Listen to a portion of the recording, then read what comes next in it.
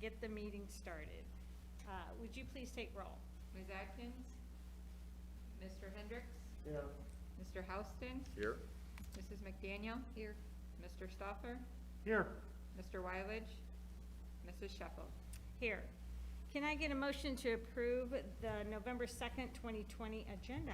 So moved. Second. Any discussion? Vote, please. Mr. Hendricks? Yes. Mr. Houston? Yes. Mrs. McDaniel? Yes. Mr. Stoffer? Yes. Mrs. Sheffel? Yes. Commendation and good news.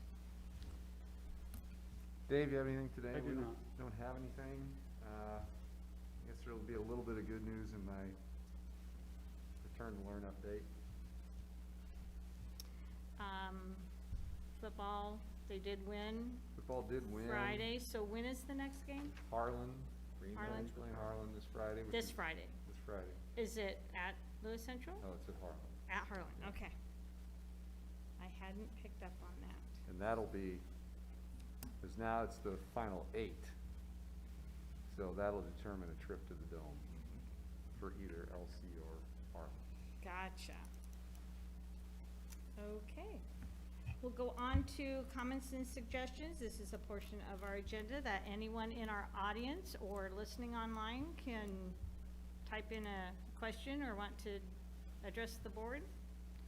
Do we have anyone? All right. We'll go on to consent agenda. Can I get a motion to approve? So moved. Second. Is there any discussion? We have an updated, There were no changes to what was in the packet. all right. Vote, please. Mr. Houston? Yes. Mrs. McDaniel? Yes. Mr. Stoffer? Yes. Mr. Hendricks? Yes. Mrs. Sheffel? Yes.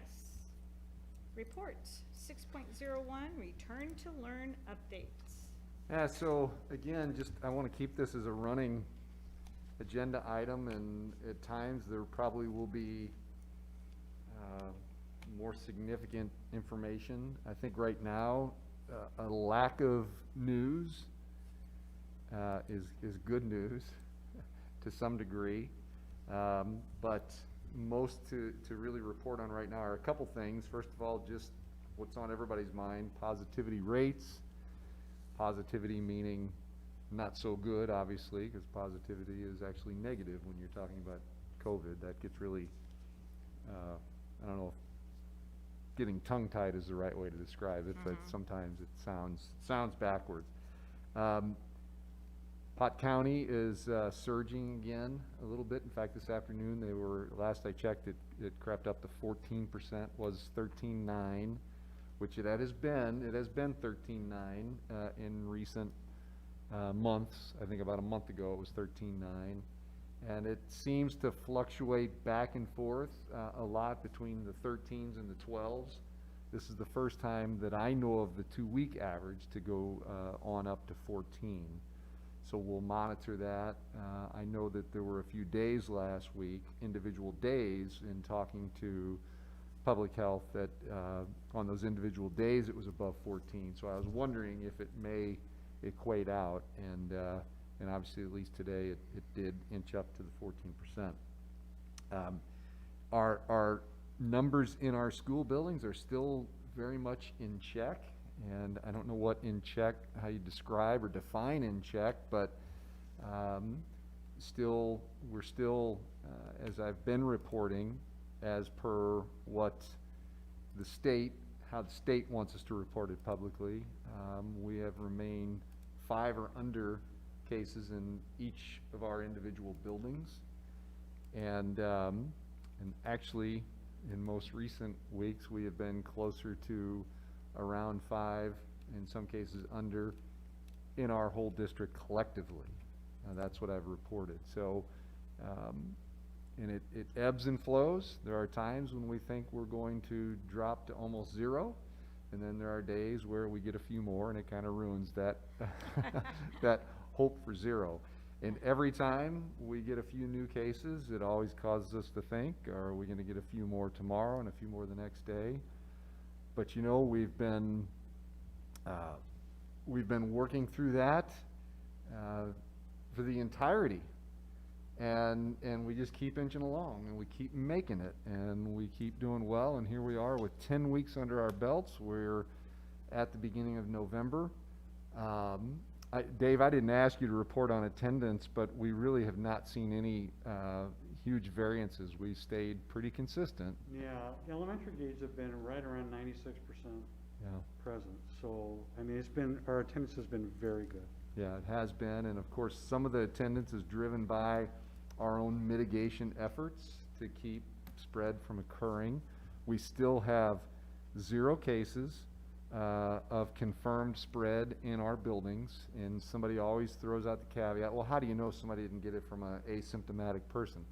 That, we're not saying that that's not possible. That's of course possible, but I think it's still worth noting that we have not been able to connect one case of a person in a building to a case of another person in a building. The only time that happened for us, as I've mentioned before, was in our summer LCLC program before masks were mandated and before some of our mitigation efforts were put in place for the return to learn. That was governed under something different. That was for daycares to reopen under Iowa Department of Public Health. So since school has started, no cases of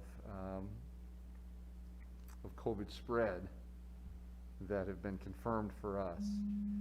I'll just mention, just as a reminder, I know some of this is redundant, but anytime we get a few new cases, there's often, and along with people watching some of the surges in the state, which are very random, by the way, lately. County above us, Harrison was the hottest county there for a couple weeks in all of the state. And now there are some on the east side of the state that have jumped up there into the 25% and such, and Harrison has came down a little bit. And Northwest was always really a hot couple of counties, but that has kind of diminished and hovered in the same place for a while.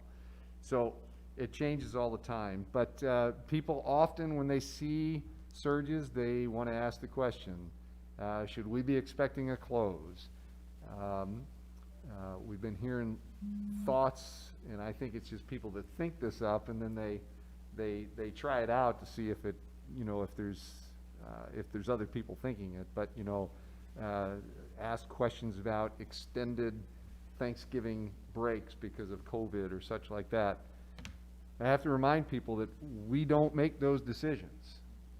We are not, I am not, you all are not at liberty, based upon the governor and legislation that was interpreted, by the governor, that says that we don't have local control over that. Now, we have local control to close our schools, just like we do for a snow day, but those are then assumed days that need to be made up. So we don't have the ability to close for COVID related and have those days excused. And we're a long way away. Let's hope we never get there. But before that's even a conversation that can happen, while that percentage may be eking up toward the 15%, but we also have to have absenteeism related directly to infected cases of COVID. And we are, I'm not the greatest statistician in the world, but I believe we are well below 1% in all of our district and all of our schools. So we are a long way away from a situation that the state would entertain closures, unless we just did that on our own as we would a snow day. So we're going to keep doing what we're doing, and despite some ebbing and flowing, we're staying pretty constant. I always like to diminish the jinxing by saying that, we know that could change.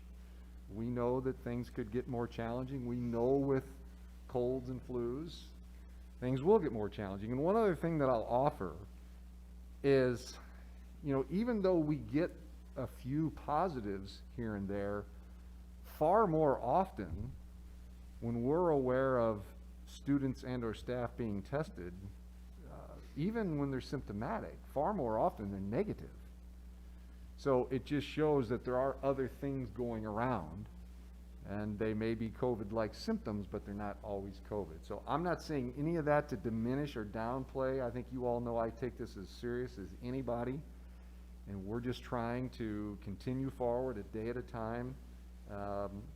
And right now, let's get through a trimester, and we're through the better part of a trimester, which is the other thing that I just wanted to mention. I think it's also a reminder I've mentioned in the past, but this Friday of this week is the deadline for parents to request to either continue in remote learning or to return to in-person on-campus learning. So we're all anxious. I won't say, we don't have wagers on it or anything like that, but we all have kind of done our own predictions of what we expect. And even now, I'm still expecting to see a pretty significant change in the number of, the 300 or so. 340 is it, Dave? 344.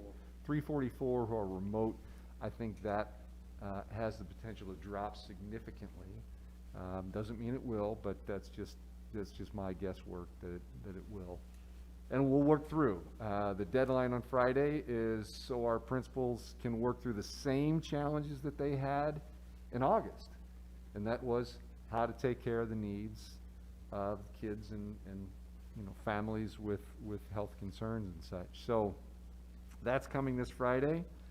In reality, school is still school.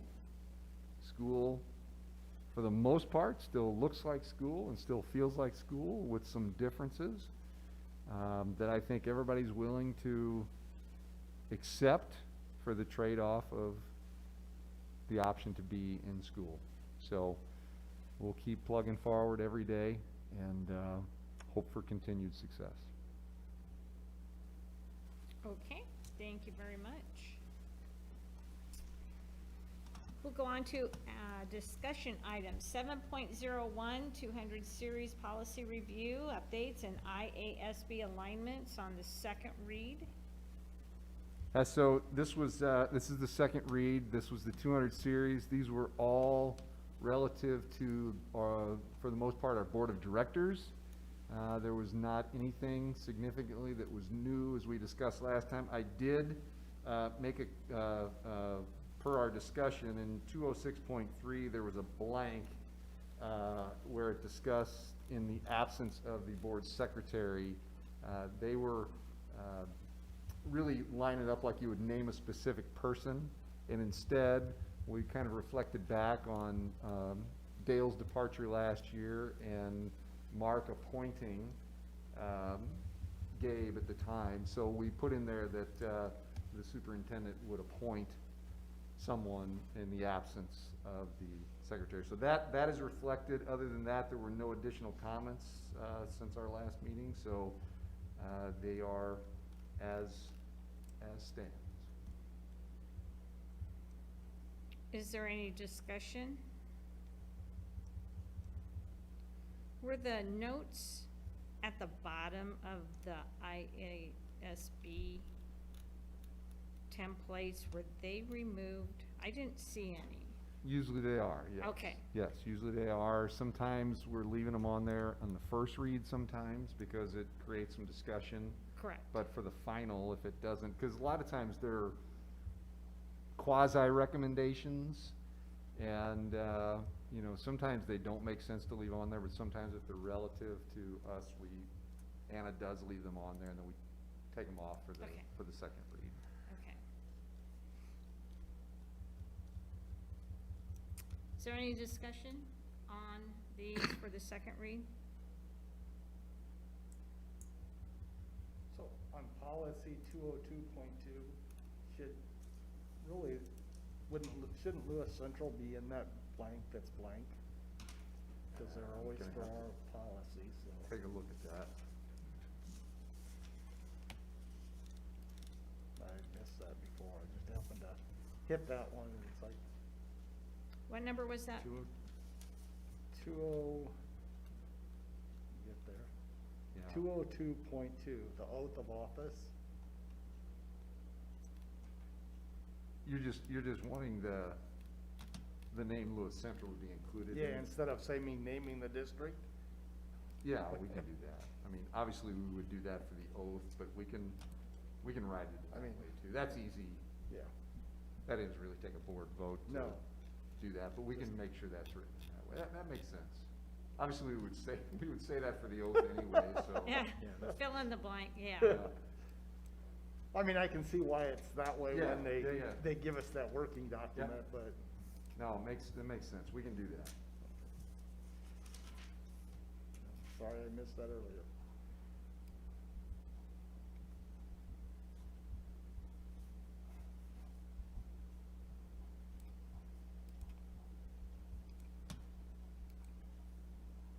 Did anyone see anything else?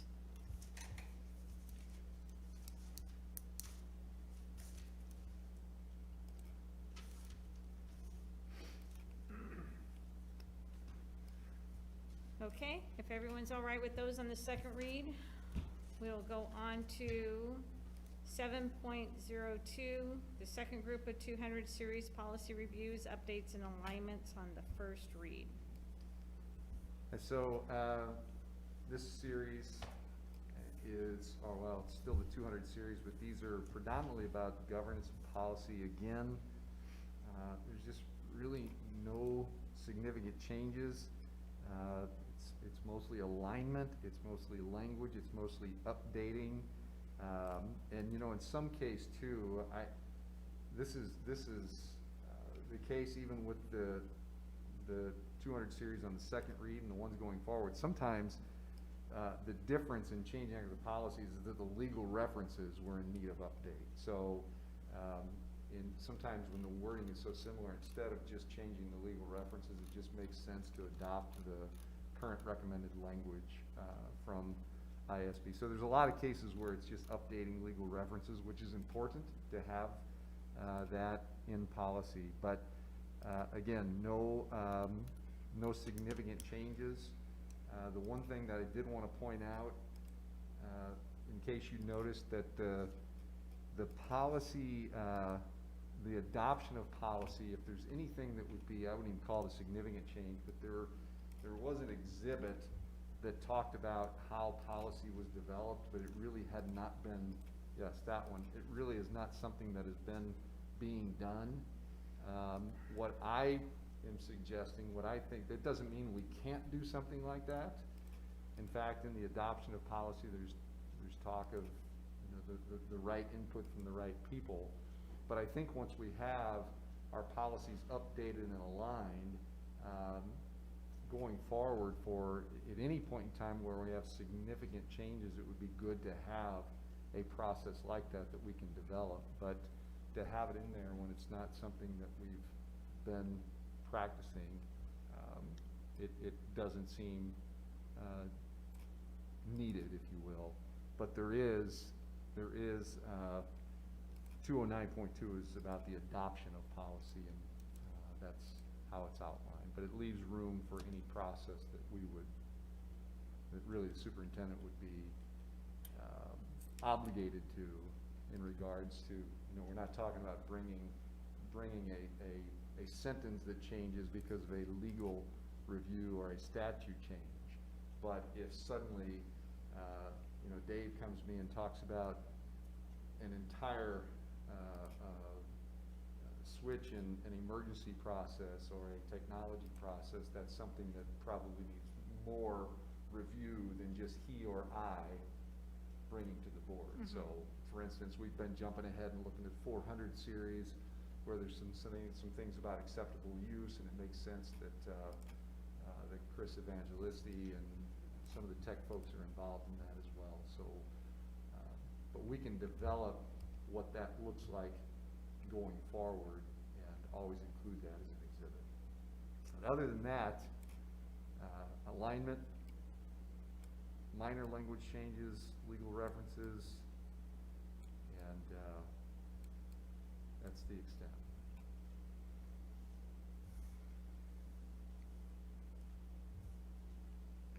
So the second group, was there anything, any discussion for the second group on the first read?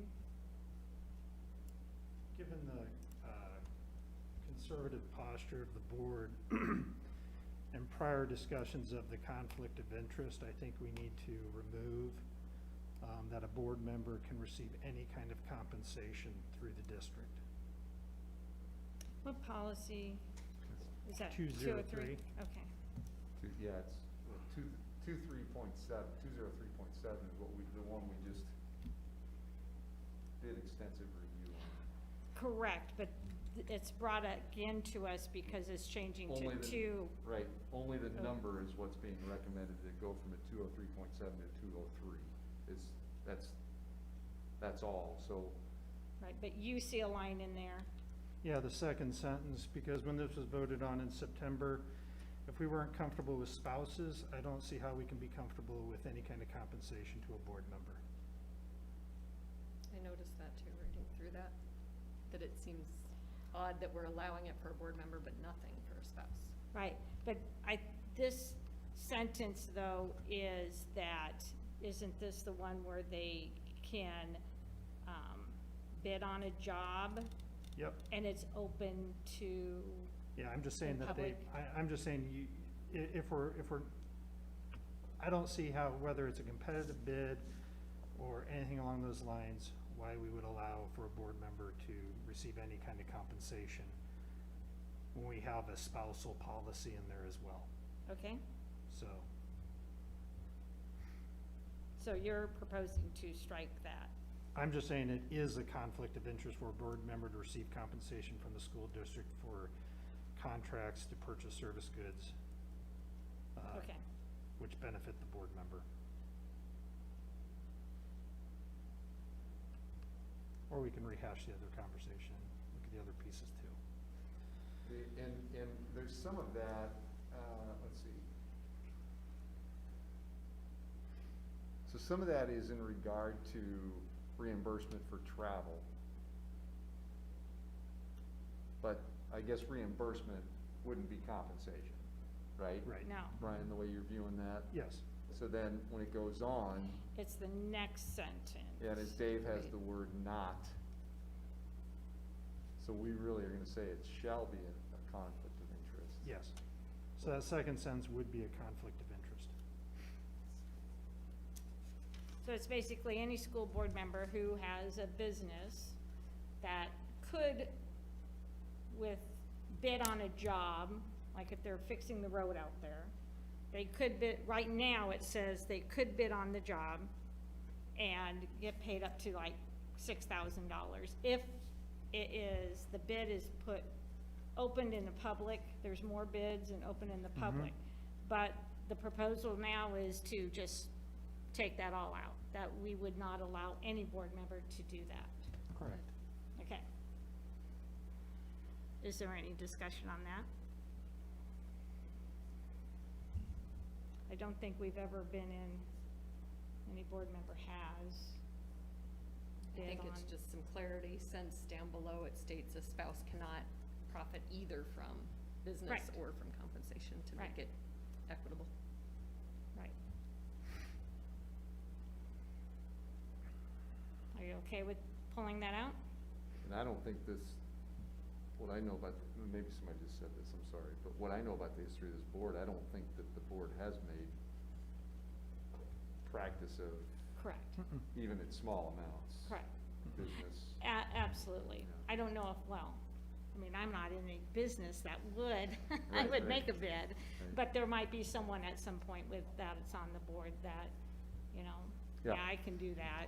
And then they put a bid in with how many other people, and it's Right. open in public. But, I think that's fine to take that out as and this is the first read.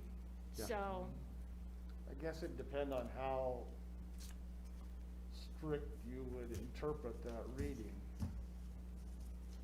You know, because, I mean, you could take it to a very strict form, and that could, in theory, exclude any business that any of us work for from doing anything for the district, because in some method, you do receive a benefit for that work.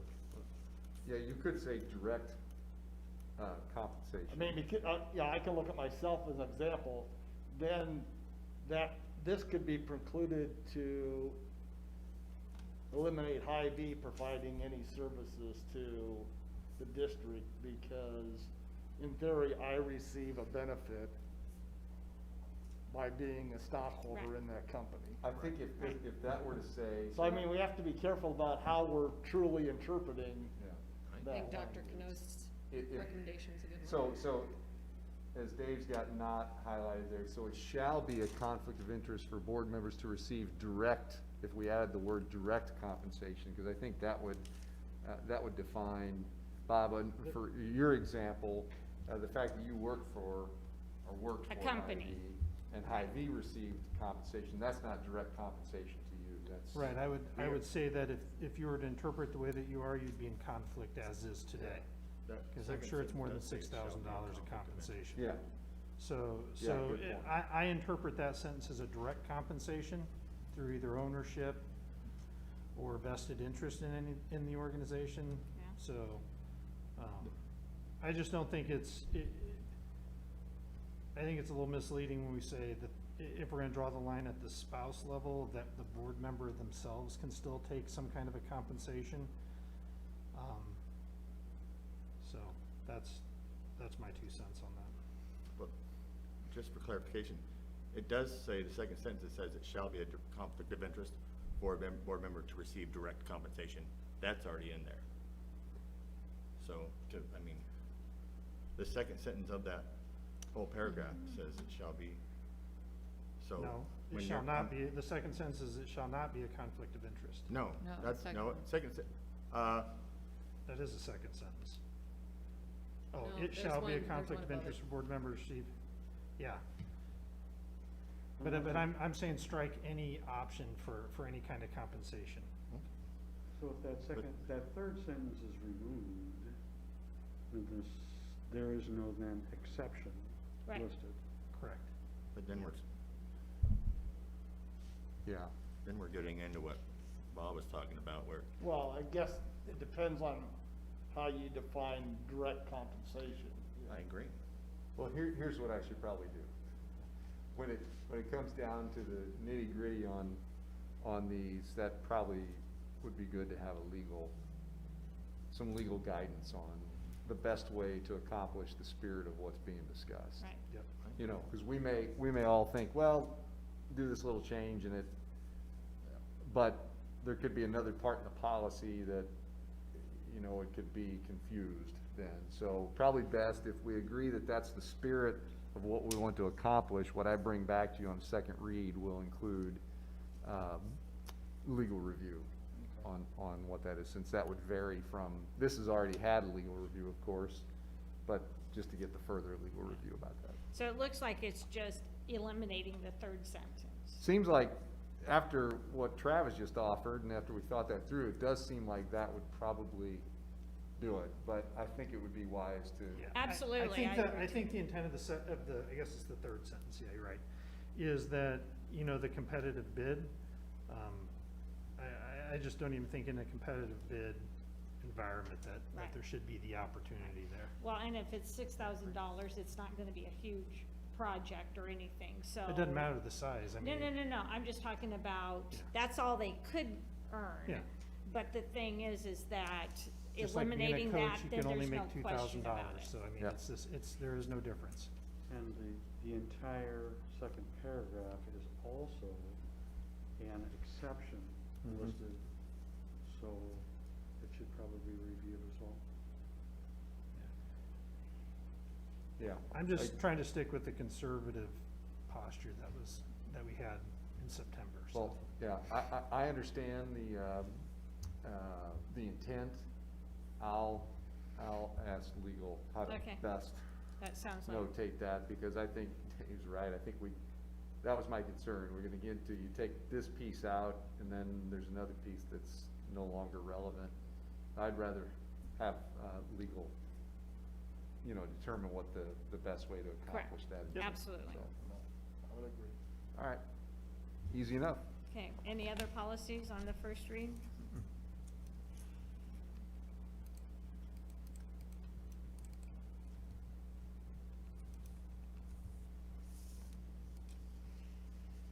Okay, we'll go on to the third group of 200 series policy reviews, updates, and alignments on the first read.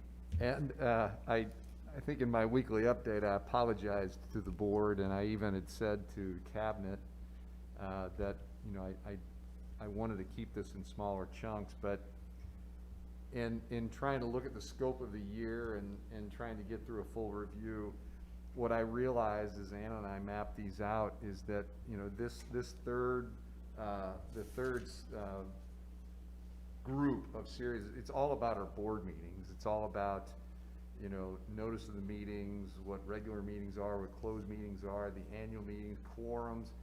And again, probably the best example of just nothing significant is changing in these. They are predominantly, almost all of them are minor language updates, legal references, and realignment. So it just seemed like an opportunity on a, not all of our board meetings, we have the luxury of having a small agenda, and it just seemed like an opportunity to include this And- third group as well. Right. Because when we get into the 400 series, we're gonna be on that for a while. And I thought, well, if we can gain a little ground, Yeah. by doing something really easy with this third, because then what that will leave is there's a final fourth group of 200s that are also, it'll end up being a smaller group. And then we can dive into the 300 series that won't take that long. But I'm kind of mapping that out. I'm trying to get to the 400s at the turn of the calendar year. And I'm not forcing it. Again, I wouldn't have done this if I just didn't realize when Anna and I mapped it out, I thought, there's just not a ton of meat or substance in what these changes are. It's just predominantly the realignment and the renaming of a few things. So that's why I brought them. But again, nothing at all significant in changes. I know Daryl did share with me the policy 210.2. We did change and we have had our meetings at 5:30, but it's hard for him to get here with his job and working outside. He can't go outside at 6:30 in the morning and work anymore. And it doesn't get dark till 5:30, so for him to be here by 5:30 is difficult. And that's why he's not here tonight. So I don't know, for many years, it was 6:30 is when we had our meetings. And so I don't know if we can go back to that. It is in the policy, and so that's why I'm fine with moving the time if it's gonna get more board members here. That's fine by me. Whatever works. yeah, because, he works outside, so that's just his job. Oh, I agree. I was gonna question that policy anyway. Is it necessary to set a specific time, or just to say a time will be set and public will be notified?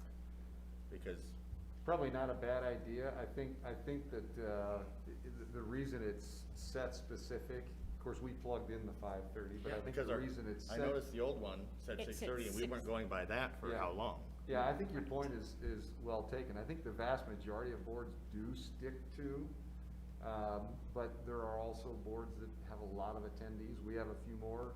Josh just let me know, we have 9 people joining us tonight, which we normally wouldn't have 9 people in the room. So it is the board's pleasure on that. We can word it that way to leave flexibility. We can just simply say that, we could say when meetings typically meet, or we could just leave that out altogether and say that meeting times will be set based upon availability of the board. And then to Doreen's, I don't know if we want to, at a time when we do, it'd be good to have a full board discussion to determine what the time is. And obviously, we're open. I think the conversation came up because there seemed to be some feedback during when we were doing Zoom meetings. There Right. seemed to be some feedback that the 5:30 actually worked pretty well for people and, didn't chip into the evening as much. Right. We're here to accommodate what's preferred by the board, so it's entirely up to the board, whether it's 5:30, whether it's 6, whether it's 6:30. I've all my life been used to 7, so it's completely open, but I would suggest maybe if everybody concurs with what Travis is saying, I think that's a good idea to maybe make the policy not lock into a certain time, because as he said, we had said 6:30 and we had moved it to 5:30. And then when we have the full group here, have that discussion and I can put it in the weekly update that we're Yeah. going to discuss that, so please Okay. be prepared. And if anybody is going to miss the next meeting, to let that be known in advance, either to me or to Doreen. Right. Well, and I think he was okay, because sometimes, people have to miss meetings, but he just says, like, right now, he doesn't know if he'll be able to make any till January, just because it's a push, if the weather stays nice, he's working outside, he's not getting off work till 5:30, and to be here by 5:30, he just can't. And so I think that's good too. Let's get Amy and Daryl's input, and, because I know sometimes he wasn't able to make it at 6:30, but it was less often. Yep. Yep. All right. Is there any other policies?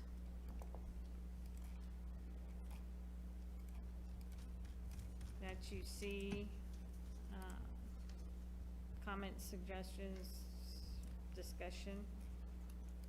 And again, this is first read for this group, so don't hesitate to send me any comments between now and the next meeting or in preparation for the next meeting for the second read.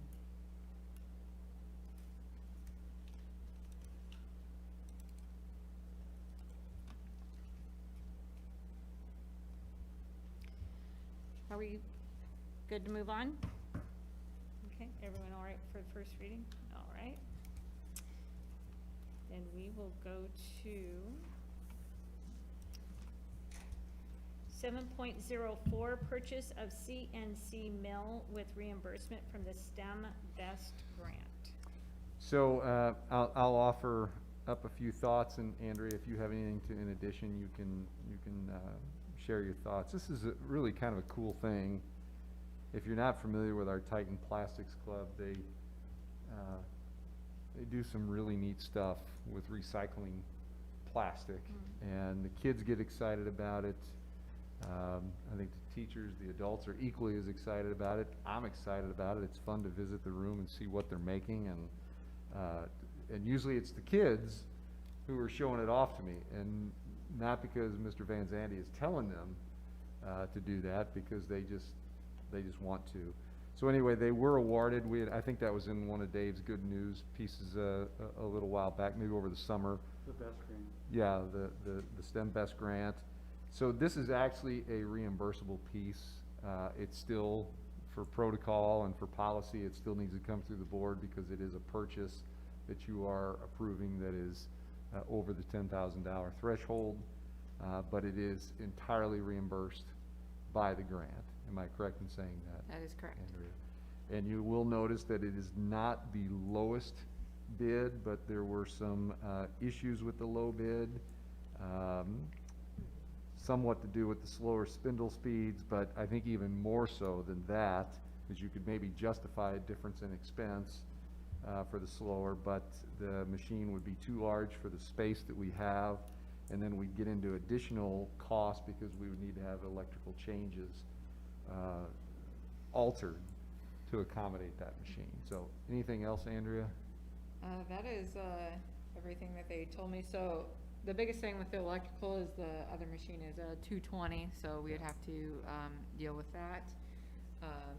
And then, with the room space, the room that they're really wanting it to go into. If we had it in that room, it could also be not only part of the plastics club, but a curriculum piece as well, if we were able to put it in there. So that is why they would really like to go with the Tormach machine. Okay. Is there any questions, discussion? Did have a comment online, from Ted saying it's one of his daughter's favorite classes to do, so appreciating the support. Awesome. Gotcha. So, I guess I don't remember us approving a plastics club. That predates me, so I don't know about that. I don't believe you have. I think it was started at the middle school, by some teachers who had an interest. So the teachers or the sponsors of this club aren't being, there was no stipend for them? No. No, there's no compensation, Okay. but it, I took it as though it's pretty well established. Well, and it could be, they just didn't bring it to the board to, I don't know how, and truthfully, do we approve all clubs? I mean, I think it also is through the STEM program. I mean, right, we have a STEM program. yeah.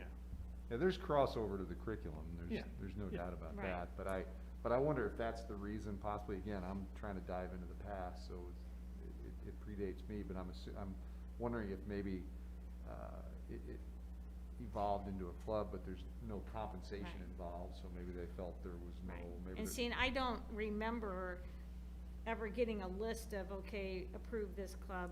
I mean, and it could be, I just don't remember. And this really did stem from some changes in the middle school exploratory curriculum.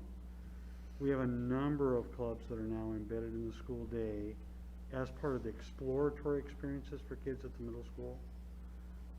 Various kinds of reading clubs and crocheting clubs. I mean, just a whole myriad of things Yeah. that are middle school philosophy. Mhm. And this came from that dialogue when Mandy came to the district.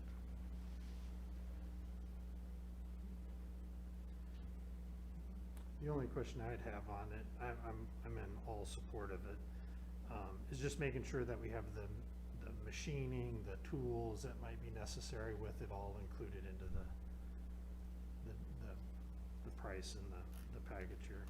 So I'm assuming the grant covers it all, is that correct? Yeah, so Yeah. the grant is a $25,000 grant, so Okay. there are some additional things that they are purchasing. Okay. We've also, I assume that's the machining and stuff like yeah, that. and we've also had a couple other, sponsor types that have come in and Yep. are also contributing as well. So yes, this is fully covered by the grant, and to even get the, grant approved, they had to Yeah. have a full layout of what they were doing, the budget behind it. Yep. Our STEM teachers have had to put in a significant amount of time, of their own to also receive the grant. Great hands-on opportunity. And there's also supplies, Mhm. consumables that are also part of this. Okay. To Brian's question, Mr. Kern is watching, and he did say the tooling is included. in the Okay, price. perfect. Thank you. Is there any other discussion?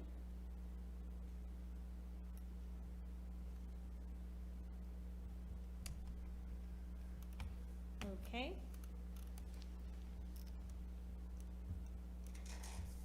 We'll go on to 7.05, employee request for unpaid leave, and we can go into closed session per Iowa Code 21.51A to review or discuss records which are required or authorized by state or federal law to be kept confidential, or to be kept confidential as a condition for that governmental body's possession or continued receipt of federal funds. With that, can I get a motion to go in closed session?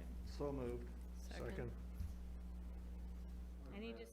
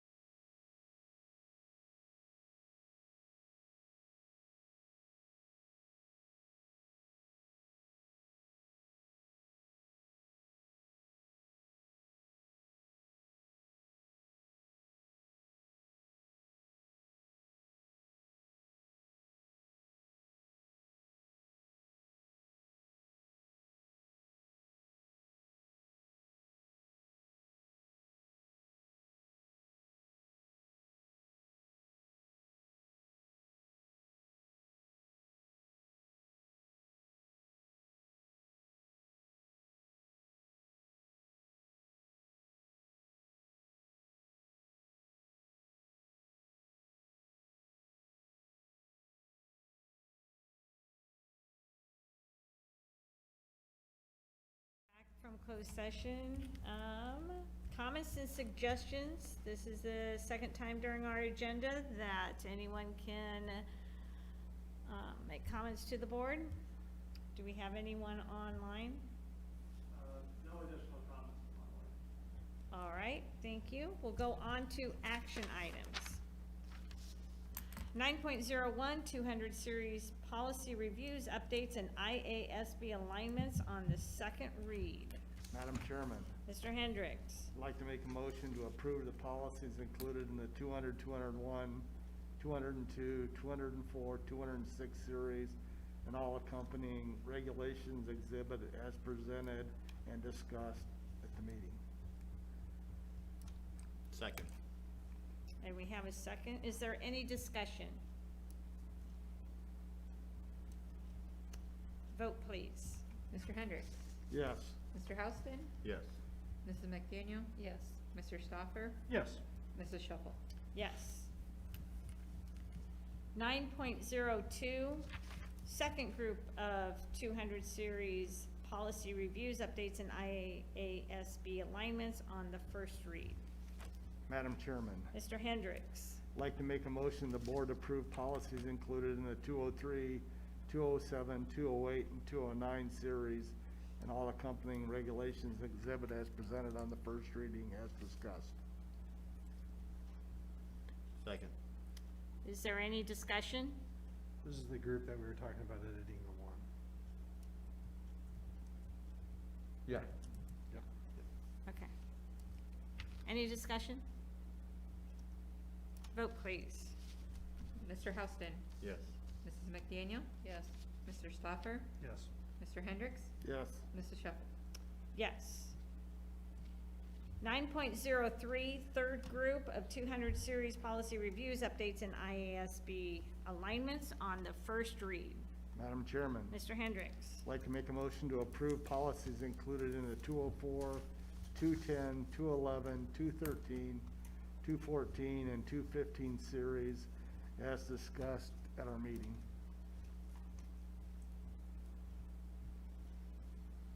Second. Is there any discussion? Just to make sure that we're taking out the actual time of meetings, that can be. Yes. Okay. Yep, Right. notated here. Yeah. Thanks. And he's going to double check also with the other two in the weekly update. Yep. And so then we can, when we come back in 2 weeks for the second reading, we'll have more input from them. Anything else? Vote, please. Mrs. McDaniel? Yes. Mr. Stoffer? Yes. Mr. Hendricks? Yes. Mr. Houston? Yes. Mrs. Shuffle? Yes. 9.04, purchase of CNC mill with reimbursement from the STEM Best Grant. Can I get a motion, please? Madam Chairman, Mr. Hendricks. I'd like to make a motion to approve of the purchase of the Tomich CNC milling machine for $20,490.30, which will be reimbursed by the STEM Best Grant. Second. Any discussion? Do you know how soon they'll get that machine? I thought it said. Is he still on? I don't know. Oh, okay. I just popped in my head. I was just wondering if they'd be able to get it and start using it right away, so, okay? I really don't know that. Okay, I know that they were trying to so they wanted to hurry and get this, you know. They were get the trying to quotes put expedite together it. to get to you guys so that we could get it, very soon. perfect, okay. Anything else? Vote, please. Mr. Stoffer? Yes. Mr. Hendricks? Yes. Mr. Houston? Yes. Mrs. McDaniel? Yes. Mrs. Shuffle? Yes. 9.05, employee request for unpaid leave. Oh, you're Can I making get a it. motion, please? Hold on. Madam Chairman, Mr. Stoffer. I'd like to make a motion to approve the employee's request for unpaid leave as presented in closed session. Second. Any discussion? Vote, please. Mr. Hendricks? Yes. Mr. Houston? Yes. Mrs. McDaniel? Yes. Mr. Stopper? Yes. Mrs. Shuffle? Yes. Our next board meeting will be November 16th. Is there anything else we need to mention? Mr. Kern said hopefully within 6 weeks it'll be here. Perfect, thank you. Anyone else? All right, can I get a motion to adjourn? So moved. Second. All in favor, say aye. Aye. Opposed? You can stay, I guess. No, we'll be off the